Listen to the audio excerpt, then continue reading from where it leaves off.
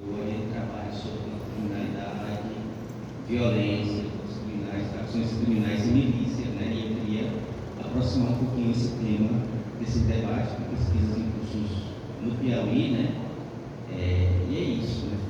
Queria, inclusive, pedir perdão, né? A gente chega no lugar pedindo desculpa, né? Mas desculpa por isso por aqui. Eu tenho um outro compromisso, né? Eu fui informado que a mesa começaria às 10h30, né? Então eu tenho um projeto daqui a pouco, se você não se incomodar, eu queria jogar querosene no fogo e deixar para vocês, né? Eu queria pedir licença para isso, né?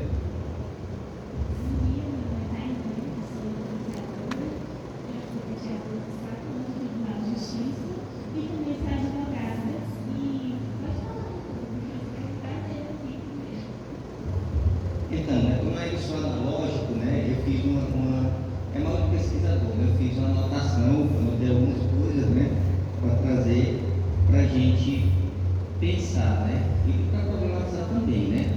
A primeira coisa que eu queria colocar é que nada do que eu vou ter aqui opinião, eu posso até emitir minha opinião de ali, né, não é evitado não, porque cada vez que eu emito minha opinião dá uma confusão, né, e aí eu tenho fugido das confusões e elas têm me perseguido, né, eu tenho inclusive dito para meus alunos, eu sinto muita saudade porque procuraram minhas confusões, né, você é adolescente, criança, você procura muita confusão porque é da infância, né, da adolescência, né, agora eu tenho me respaldado em pessoas, né, a primeira coisa que eu queria dizer é que jogos de azar, eles são tão antigos quanto a humanidade, né, não são de hoje, não é uma ação de hoje, né, jogo de azar, né, e outras questões. Quando a gente pensa no Brasil especificamente, né, eles têm aí pelo menos 200 anos, né, essa é a primeira coisa que eu queria colocar para a gente pensar, né, essa é a primeira coisa. A segunda coisa é que, assim, jogos e loterias, né,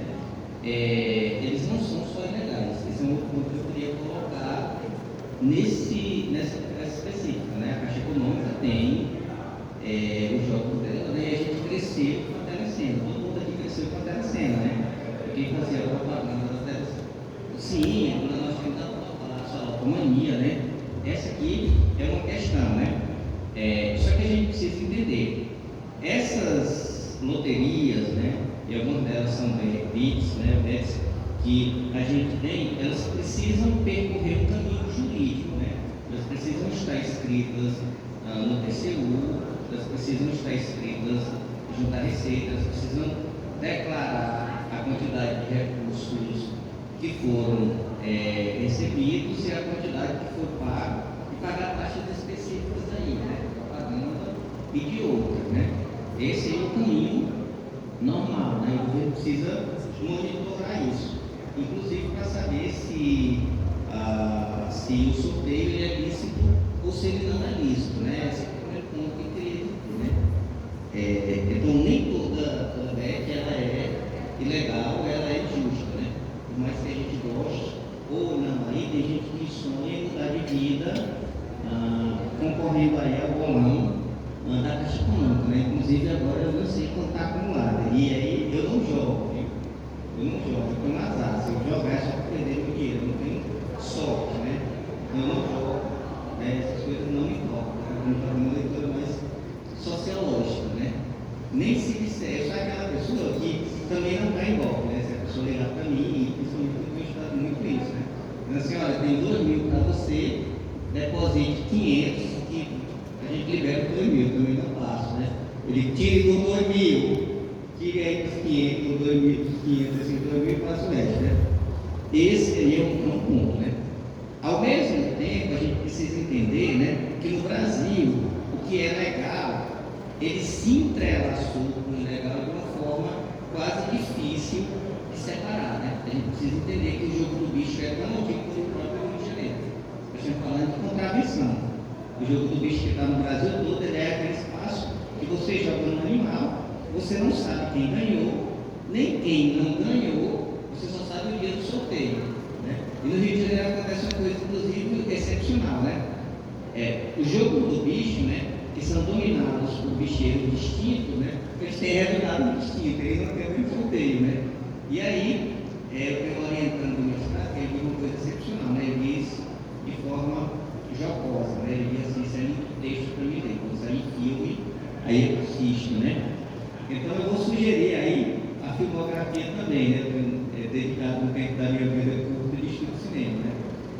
Globoplay, ela fez do que eu considero um dos melhores documentários do ano passado, né? Um documentário é do Dr. Castor, né? Vale muito a leitura, vai contar a história do Castor de Andrade, né? Como ele rico, ele criou um império no Rio de Janeiro, né? E como esse império, a parte mais interessante é como é que ele faz o Bangu chegar na primeira divisão, né?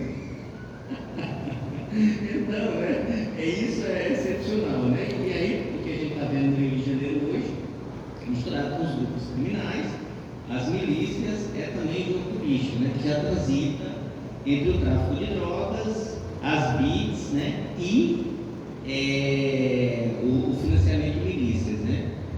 O próprio Rony Lessa, que hoje é um dos presos estrelas, né? Da Tremembé, matou muito com o jogo turístico, né?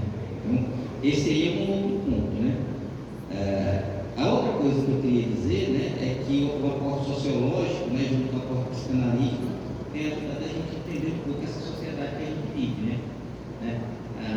Eu queria pegar uma parte na fala da Virgínia, na CPI das BETs, né? Ela disse assim: se está vendendo muito é porque as pessoas querem jogar.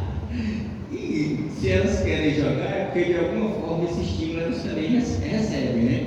A gente tem um teórico, né, chinês chamado Wu Yunhan, né? Esse cara escreveu um dos livros mais excepcionais que a gente está estudando atualmente, que é a Sociedade do Cansaço. Mas o Wu Yunhan também tem um livro que a gente não lê, chamado A Sociedade da Excitação. Ao mesmo tempo que essa sociedade excita, né, essa sociedade também cansa, né? E quem vai encontrar o meio termo aí é a Maria Rita Kell, né, que é uma psicanalista paulista, né? Ela excita muito rápido e ela cansa rápido ainda, porque a gente não chega no ápice da excitação, né? A nossa sociedade, né, é uma sociedade que não goza mais, né? Como tudo é acelerado, né? Ela excita, mas não deixa a gente terminar o serviço, né? O cara estava falando aqui, o palestrante anterior, e eu estava meio nervoso, né? Porque eu lembrei da palestra do Rubem Alves, né? O Rubem Alves também era um psicanalista brasileiro. Ele dizia assim: olha, nada feito com pressa dá certo, né? O prazer, ele é algo que requer tempo. O prazer, ele precisa de tempo. A gente vive numa sociedade de aceleração, né?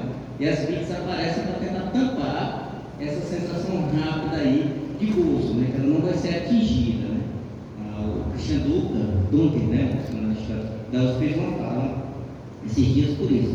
Mas eu não quero chegar nesse nível, né? O meu nível aqui é para chegar em outro ponto que eu acho interessante, né? Eu tenho estudado, né, grupos criminais há 20 anos, né? E aí eu vou dizer isso, mas não é com nenhum orgulho, né? Eu fiz os 2 primeiros trabalhos que abriram o flanco para esse debate no Piauí, né? Eu fiz uma dissertação em 2011, né? De mestrado, já estava chegando no PCC aqui, né? Até 2013 o Estado negava isso. Hoje ele supervaloriza, né? Todo mundo é líder de facção.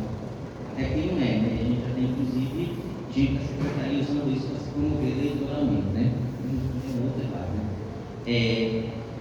E em 2024 e 2021, né? Eu defendi minha tese e ganhei o prêmio Carlos, né?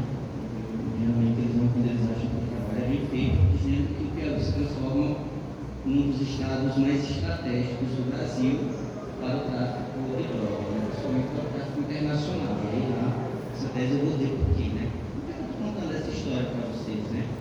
Porque a gente já tem mais ou menos 60, 70 anos que o crime organizado ele vem se especializando em lavar dinheiro, né?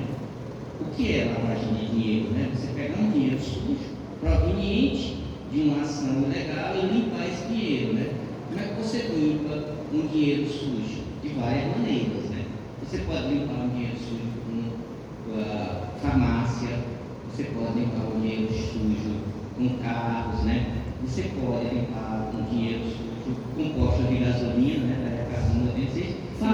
Farmácias, academias, né? Mas tem um queridinho aí que é aquele que faz o dinheiro vir mais rápido, que é o quê? As BETs, né? Por que são as BETs? Porque você oferece um montante de dinheiro, né? Você usa pessoas que têm 10, 15 mil seguidores, né? Essas BETs, muitas delas, né? A maioria das que estão sendo investigadas, né? Principalmente no Piauí, os órgãos reguladores, né? Vou contar um exemplo. Eu sou do Distrito Federal de Picos, né? E eu tenho feito pesquisa lá no recurso público, né? Sobre grupos criminais, né? Em quase todas as cidades você tem uma rifa. Nenhuma dessas rifas é escrita em lugar nenhum, né? Você não sabe, né? Inclusive, acontece uma coisa excepcional dessas rifas, né? Vez por outra, né? Um parente do dono da rifa ganha. Ou seja, né? Eu lembro muito bem quando eu estudava, né, na Escola Batista, e os colegas diziam assim: se tu me pagar um lanche, eu pego o teu número. Essa forma de gravar é antiga, Sim. com os políticos. Sim. Um cara ganhou 20 vezes na loteria federal. Que é isso? Né? E assim ele lavava o dinheiro para a corrupção. Sim, né? Professor Marcos, me permita aqui fazer uma intervenção. Quando o senhor falava aí até citando o que disse lá a Virgínia, a CPI das festas, que cresce porque tem quem jogue e as pessoas jogam porque querem ganhar. E essa engrenagem por trás das festas, mas tantos jogos de azar, de que forma isso está ligado?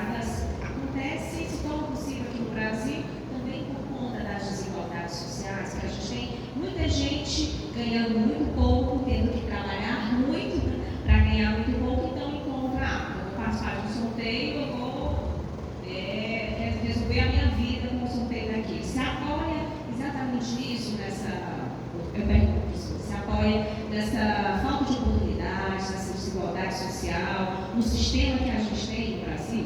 Em outros países não daria certo? Em alguns países isso não daria certo. Na Alemanha isso não daria certo, na Bélgica, na Finlândia, né? Assim, o que a gente precisa entender, né? Que a maneira que a gente constrói o país, ele define o que a gente faz. É uma coisa que a gente chama de imaginário social. O Brasil, ele foi pensado como um negócio. Ele não foi pensado como um lugar onde as pessoas iam construir uma vida digna, né? E não é a lei que vai mudar isso, né? A lei não muda esse tipo de coisa. Está aí o José Maria de Carvalho produzindo livros mais excepcionais sobre isso, que é a cidadania no Brasil, né? Então, tem um livro, né, de um economista chamado Caio Prado Júnior, que é um dos livros mais importantes do Brasil e menos entendido, né? Esses dias o Vladimir Zapata, né, ele fez uma leitura interessante, né?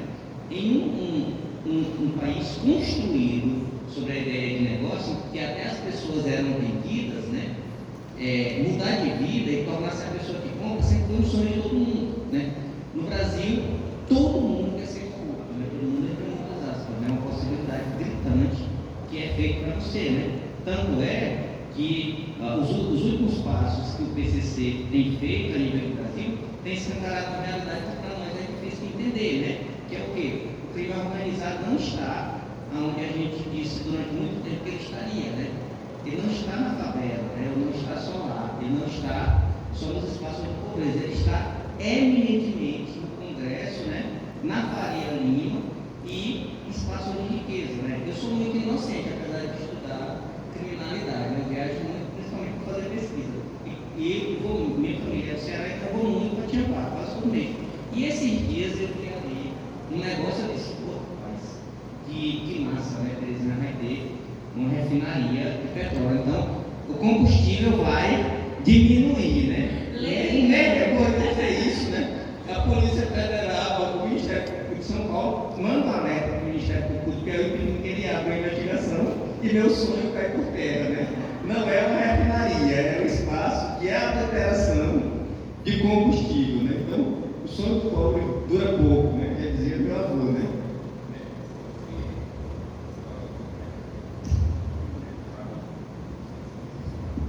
Só para também deixar claro isso, você falou, a gente, na verdade, tem que levar em consideração que o país em desenvolvimento agora.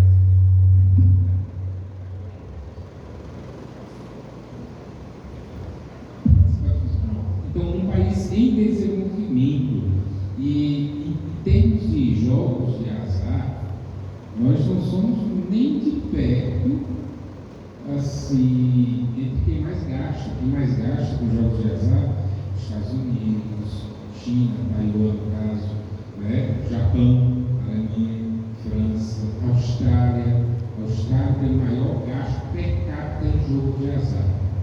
Então, na verdade, nós não estamos perto. O problema é que, no ano passado, as apostas online significaram 1% do PIB, enquanto nos Estados Unidos é 0,4% de apostas em jogos de azar. Logicamente, 0,4% dos Estados Unidos é muito mais dinheiro que o Brasil tem. Ok. Mas, assim, proporcionalmente, o nosso problema é que tem muita gente jogando. Isso porque o Brasil, desde a época de Orkut, já é o maior consumidor. Pois é, era o que eu queria dizer. Porque, assim, a gente vive, citando o Caio, né? A gente vive um período de harmonia social, onde as pessoas começam a questionar os valores tradicionais. Isso tem muito a ver com o poder da influência, porque o Brasil é um dos países, está no ramo, no top 10 de pessoas conectadas. As pessoas estão cada vez mais online. Então, ele citou aqui a Virgínia, né, que é a nossa grande estrela das redes, e ela representa toda essa sociedade. Gente, é muito fácil de julgar quem divulga, eu não divulguei, mas é muito fácil de julgar quem divulga e quem joga, mas a gente não consegue ver o plano geral, porque o Brasil é uma situação estrutural e cultural, porque as bets acabaram se tornando um amortecedor emocional, porque, como ela disse, poucos ganham muitos e muitos ganham pouco. A gente trabalha muito para ganhar pouco dinheiro. Então, você vê que é um caminho mais fácil para você ganhar dinheiro. Então, por que não fazer isso? E aí a gente começa nessa harmonia social de questionar os valores. Nem tudo que é legalizado é moral, é certo de se fazer. Então, está legalizado, vamos jogar. Mas isso não significa que, porque está regulamentado, que todo mundo tem que fazer. Então, a gente vai com o efeito manada. A gente acaba aceitando o jeito fácil. O Provavelmente hoje, no caso que é o meu Instagram, a gente começou há 10 anos atrás. Então, eu passei por muitas coisas pela primeira vez. Não tinha outras pessoas em quem me apoiar. Será que eu aceito? Será que eu não aceito? Mas eu utilizei, não é o que eu achava, né?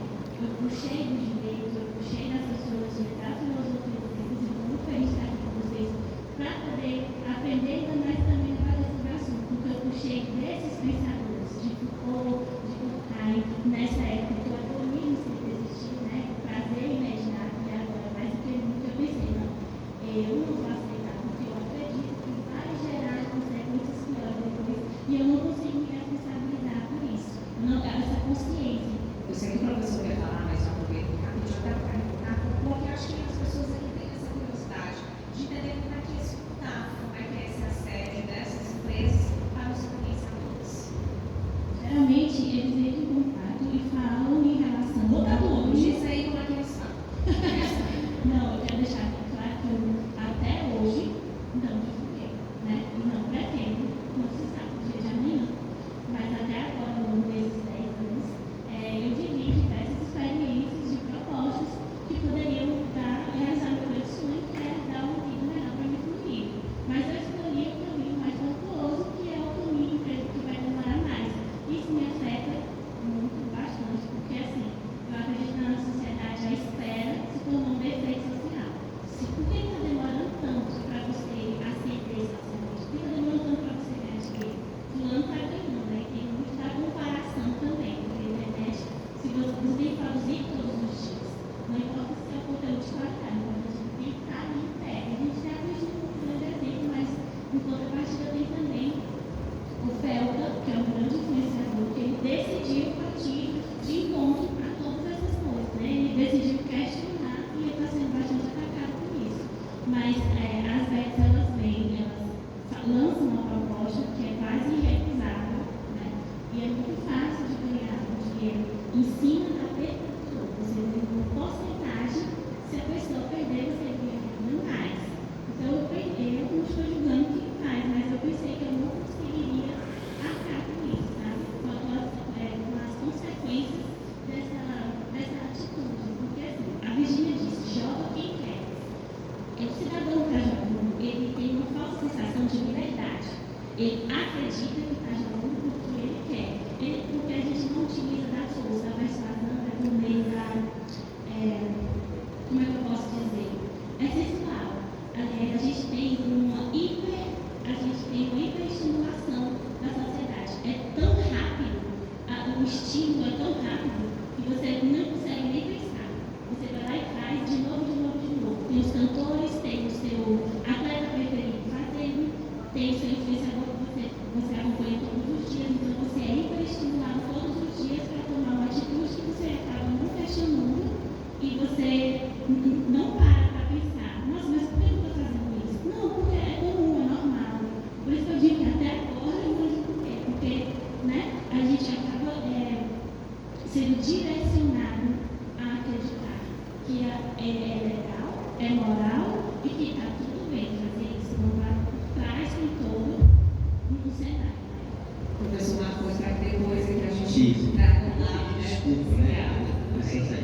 colocar duas questões que eu já disse inicialmente, mas que eu vou repetir, né? O problema não está no jogo, né? E apesar de pensar uma coisa totalmente distinta disso, eu estou tentando apresentar o que diz a sociologia, né?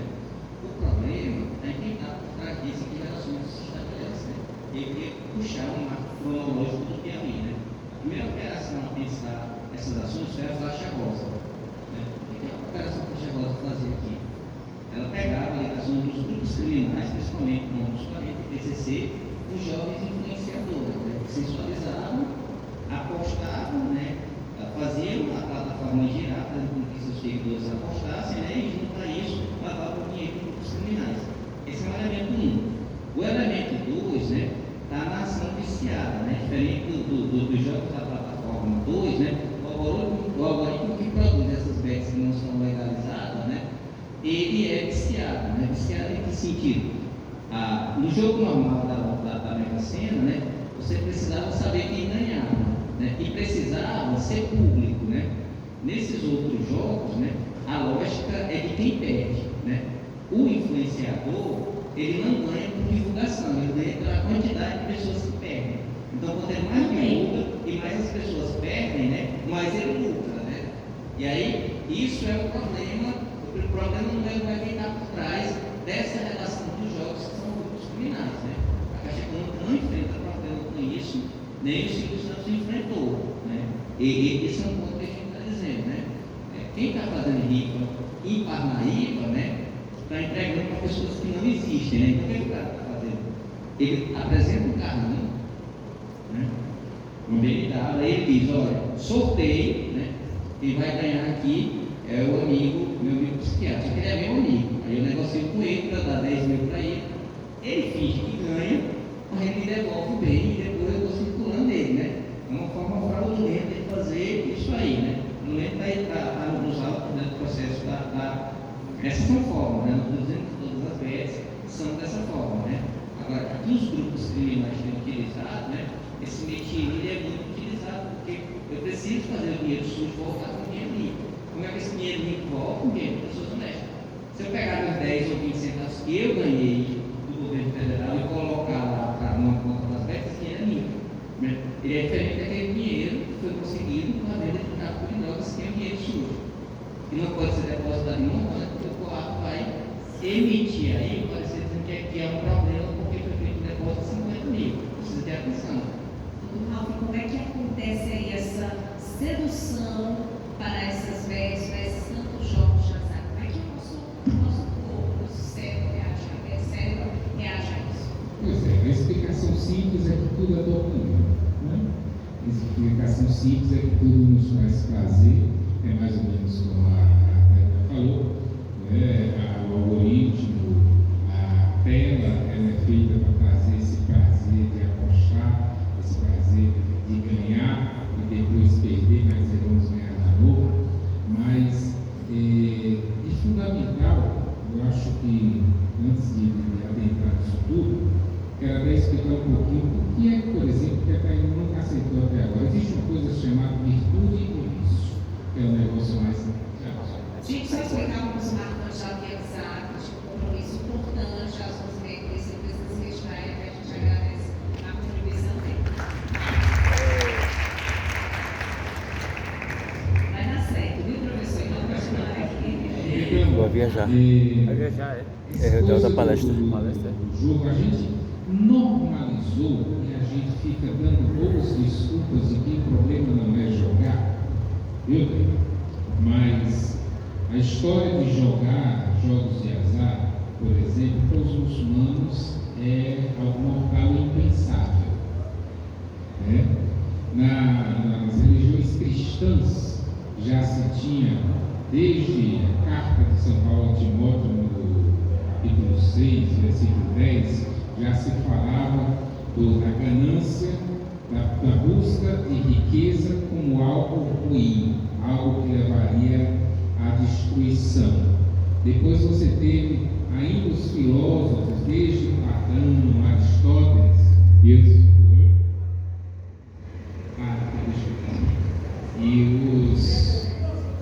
os estoicos também falavam sobre essa coisa do jogar jogos de azar vem de dado, é uma palavra muçulmana, e como aquele jogo de azar, essa percepção já existia, de que levaria ao caos, levaria ao mal, à ruína, né?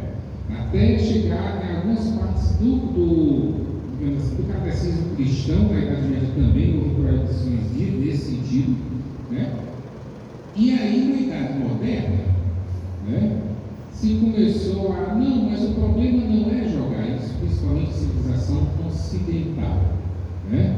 O problema não é jogar, o problema é se deixar levar pelo jogo e as males de destruição. Veja como eles mudam ao longo do tempo o enfoque sobre o risco que sempre foi a ganância, a riqueza, o dinheiro, que sempre foi encarado em todas as religiões e todas as filosofias antigas como algo que leva ao mal. Então não é uma simples explicação psiquiátrica sobre drogadição, sobre vício. É que o vício, a adicção, ela já é conhecida como algo que leva à ruína, algo que perverte os sentidos, algo que estreita a tua mente, né? Então hoje a gente vê uma coisa, não, mas como diz as propagandistas, né? Joga quem quer, né? Na verdade, eu gosto da palavra influência, é propagandista. Você faz propaganda de roupa, você faz propaganda na rede, você faz propaganda de jogo, você faz propaganda de coisas. Influência foi um nome bonito que inventaram antes de você nascer, né? Para dizer que é influenciador digital. Não, você é propagandista. A rede é de graça porque o produto é você. Né? Então você acessa a rede e os propagandistas às vezes têm que pagar para ter o verificado lá para serem propagandistas da rede para venderem coisas. Por isso que as marcas procuram os propagandistas para fazer anúncio. Porque o objetivo de uma rede social, o objetivo da sua tela é vender. Igual sempre foi, por exemplo, o objetivo da televisão, era vender. Você só tem grandes apresentadores se você tiver marcas por trás desses apresentadores que tinham que ir atrás de marcas para vender. Então, um propagandista, sempre foram propagandistas. Mídia é propaganda, é isso. Né? Até é engraçado você ver a coisa do streaming, como foi até agora. Você tem streams que antes eram pagos, hoje eram mais baratos, mas com propaganda. Você não tem indicador. YouTube, não sabe, propaganda. Sabe? Você tem que pagar o YouTube, olha lá, você tem que pagar caro, cada vez mais caro. Isso. Então tudo é venda, tudo é capital, tudo é mais-valia, como dizia a coisa das teorias econômicas. Então, a coisa do vício da dopamina, que hoje a gente tenta, digamos assim, reexplicar de uma forma médica e tal, gente, é só mais paciente com o psiquiatra. Não se enganem, entendeu? A coisa toda vai desembocar em quem? Em eu vender meu produto. Então eu sempre digo que a cura para o meu paciente é muito simples. Quebra o seu celular, meu pai. Quebra o seu celular que você para de jogar. É a mesma história às vezes o pessoal bota uma cor muito simples, por exemplo, para a drogadição. Tranque ele numa fazenda que ele não sai mais, eu duvido ele usar droga. Mas claro! Eu quero saber no mundo real como ele vai se portar. Então, a cura mais simples que tem pega o livro da cura de jogos. Você quebra o seu celular sem seguir a cura de jogos.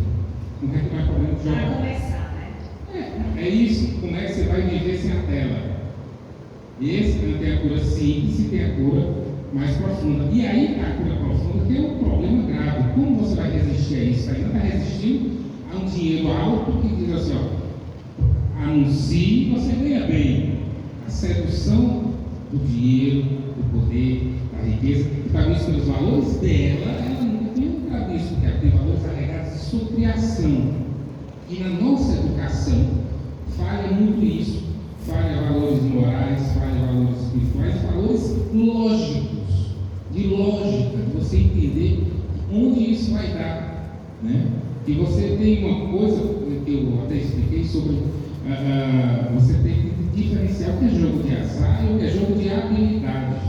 Porque mesmo nos jogos de habilidade, jogadores de poker, milionários, eles não jogam com o dinheiro da vida deles. Eles começam jogando separando um valor específico, de acordo com a habilidade deles, eles vão jogando aquele valor. Eles nunca entram no valor de subsistência. E é exatamente o que eu ia questionar, qual que é o limite, né? Em que ponto a gente tem ali esse limite de que aquele jogo, aquilo que era só brincadeira, aquilo que era só festa, se torna um problema quando a pessoa usa o dinheiro do aluguel. Exatamente, E a exatamente. gente tem muitos exemplos. Demais, é a mesma coisa que você tirar o dinheiro da sua feira para você comprar uma roupa. Você não vai viver de roupa. Antigamente a gente gostava de falar, vive o luxo e morra o bucho. Lembra disso? Isso é uma coisa antiga do que é irresponsabilidade do ser, você tirar daquilo que é essencial para você fazer uma coisa supérflua. E jogo é algo supérfluo. A ideia de ganhar, de ficar rico, é uma sedução, um engano, né? Como se diz, a sedução de calcinha ou de cueca, para você dizer assim, venha para esse lado aqui, você vai ficar rico.